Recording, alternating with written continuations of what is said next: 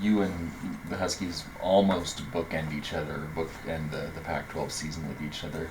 What changes have you seen in both of your guys' teams since the start of the conference play?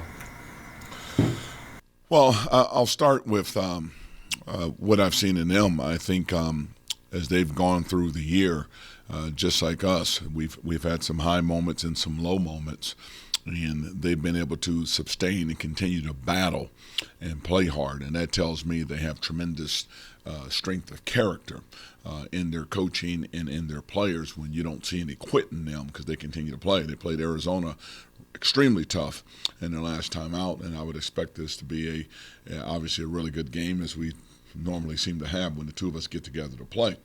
When I look at my team, between playing them then and playing them now, I've seen some individual improvements across the board with players. I think we're doing some things better defensively and some things that way, offensively as well too, and a little bit more of a comfort zone. What do you think has been their issue to have a player who could go number one overall and still not really have the wins follow that? I don't know, because I'm not in Lorenzo's shoes and in his program and everything else. But I know he is a tremendous player, very gifted, very talented, and with an ability to be, in my opinion, the best player in the country with what he's done and everything else. So I'm not there on a daily basis and everything else to give any opinion on anything else. All I know is that has been an excellent basketball program. Lorenzo's done an outstanding job over there with that program. Unfortunately, their year is not where people thinks it ought to be, but at the same time, when you have a player that gifted, he's still just a freshman.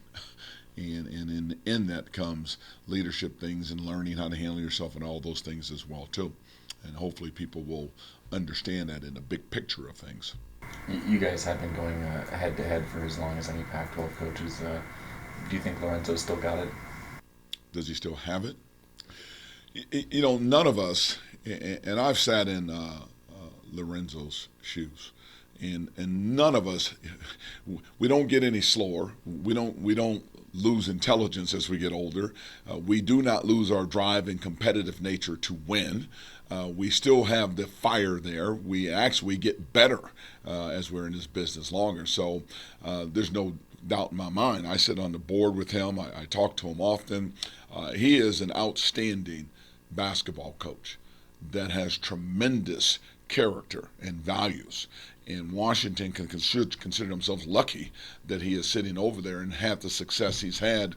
When you look at his tenure that's been over there and the players and the winning that's come through there, the problem with staying in any place too long, you may have a down year or two sitting there, but that doesn't mean you've lost anything. It just might mean you've got to replenish things in terms of players and things like that as you start to reload your program.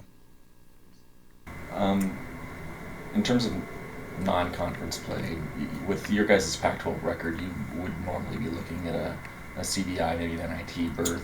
Just a couple road bumps early in the year may probably cost you that. Is there a lesson to be learned from that for you and the players? There's not a lesson for me as a coach, because every year we come into this, we really overemphasize the importance of preseason play.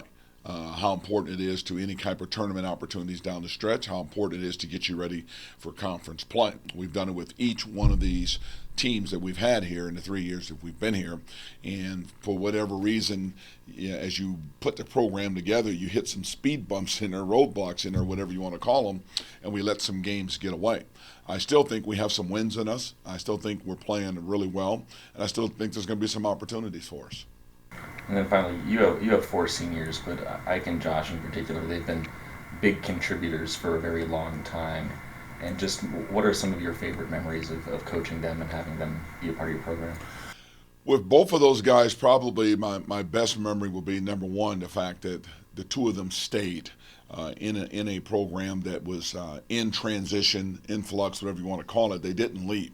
They stayed true to their school, true to their commitment, number one. Number two, with both of those players, I can't remember a day that I've been here, that those two guys have not had smiles on their faces at practice. They've not come to work hard. They've not come to bring that energy to the floor and everything else. That's huge, and it really is too, particularly having gone through what the two of them have been through here. So to me, they are already successful.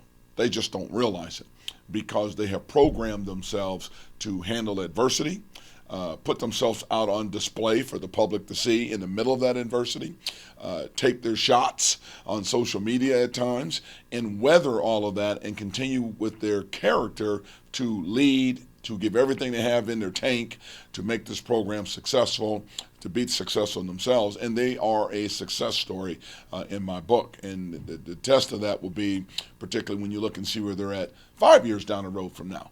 And I think people will be quite surprised where the two of them are, having gone through what they've just been through. Was there ever a question whether one or both of them might leave coming into this year? Was there a chance that Josh might not be around? I think you would have to talk to him about that, but I know Josh had some people that tried to reach out to him, and to his credit again, he loves Washington State, as does Ike, and I thought the two of them did a tremendous job this year of really staying positive with this young group, showing them how to work, leading them in the weight room, certainly leading them on the floor with energy you bring to every game, and it would be fitting for those guys to close out their career in Beasley with a W. And that's on the young players as well as it is Charles and Connor as well, too. And we're going to play extremely hard for those, all four of those seniors, but especially for Josh and Ike and what they've been through and what they've given this program.